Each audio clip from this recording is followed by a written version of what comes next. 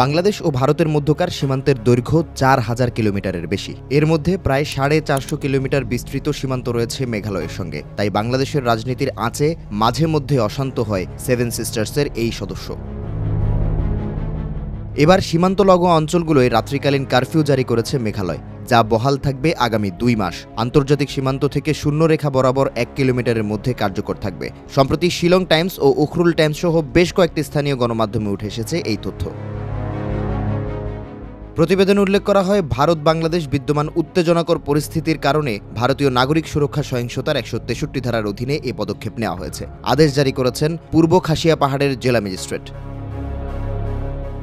এই কারফিউ জারির মূল লক্ষ্য হল বাংলাদেশে প্রবেশ বা অবৈধভাবে ভারতে অনুপ্রবেশের চেষ্টাকারী ব্যক্তিদের চলাচল নিয়ন্ত্রণ করা। একই সঙ্গে যে কোনো ধরনের অনুমোদনহীন মিছিল অথবা ৫ বা ততোধিক ব্যক্তির বেআইনি সমাবেশ নিষিদ্ধ করা হয়েছে। নিষিদ্ধের তালিকায় আরও রয়েছে লাঠি, রড ও পাথরের মতো অস্ত্র হিসেবে ব্যবহারযোগ্য জিনিসপত্র।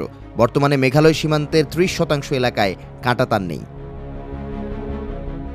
রাজ্য হিসেবে মেঘালয়ের জন্ম বাংলাদেশ অভ্যুদয়ের ১ মাস পরে। আসামের খাসিয়া, জয়ন্তিয়া ও গারোদের পাহাড়ি অঞ্চল কেটে মেঘালয় গড়ে উঠেছিল। আয়তনের হিসেবে এটা ভারতের ২৪তম রাজ্য।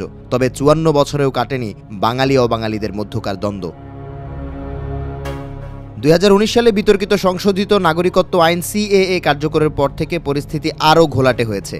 বাংলাভাষী হলেই মেঘালয়ে যে কাউকে বাংলাদেশি সন্দেহ করা এখন বেশ সাধারণ ব্যাপার।